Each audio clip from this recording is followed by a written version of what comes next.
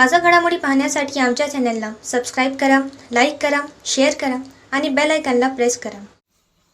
A7मध्ये आपलं स्वागत आहे। मी अनिस अहमद पवारचे ठळक बातम्या। हिंगोली जिल्ह्यात मुसळधार पावसाने हाहाकार केला असून याची पाहणीकरिता हिंगोली जिल्ह्याचे पालकमंत्री अब्दुल सत्तार हे दौऱ्यावर आले आहे।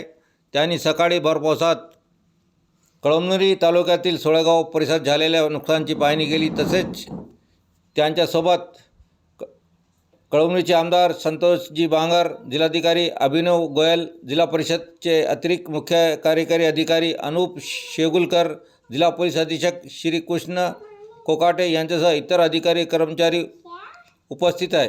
ची पाहणी करताना जिल्हाधिकारी महोदय, SP साहेब, आमचे आपल्या भागाचे आमदार आणि आमचे मित्र संतोषजी बांगर साहेब यांनी सांगितल्याप्रमाणे आपण ज्या माहिती घेतली होती त्याच्यापेक्षाही भयानक परिस्थिती या नदीच्या पात्र आणि आजूबाजूच्या 1-1 किलोमीटर वाहूला जे काही पाणीचा पात्र नदीच्या पात्रामध्ये थांबू शकला नाही म्हणून त्यांनी बाहेर मारला आणि त्याच्यामुळे मोठी नुकसानवर झालेली दिसती। त्याचे सर्व एक वस्तुनिष्ठ पंचनामे केले जाईल।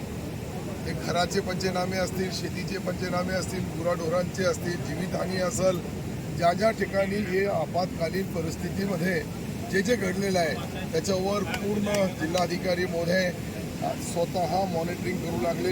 रात्री आम्ही 2 वाजेपर्यंत सर्व याची तंतोतंत माहिती घेतली। आज सकाळी 7 वाजेपासून हा दौरा सुरू झाला आणि प्रत्येक हिंगोली जिल्ह्याच्या सर्व शेतकरी, शेतमजूर, गोरगरीब, दलित, पीडित ज्या ठिकाणी अशी आपत्ती आली असेल, मला वाटतं की 30 मंडळ हे अतिवृष्टीचा धोका त्याच्याही पुढे गेलेले आहे।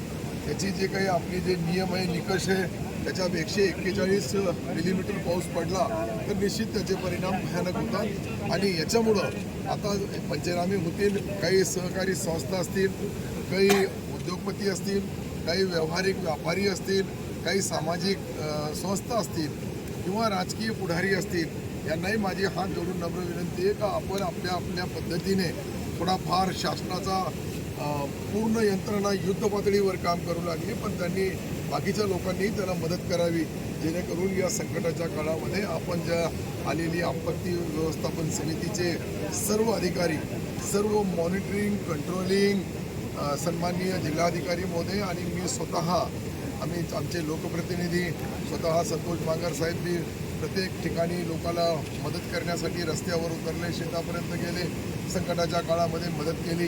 हे निश्चित आपण बी या माध्यमातून मला सर्वाला एकच विनंती करायची आहे की हे संकट आसमानी आहे। या आसमानी संकटचा मुकाबला करताना आपली यथाशक्ती सर्वांनी मदत करावी आणि विशेषतः सरकारी यंत्रणा युद्ध पातळीवर काम करेल याच्यामध्ये तीळ मात्र शंका नाही।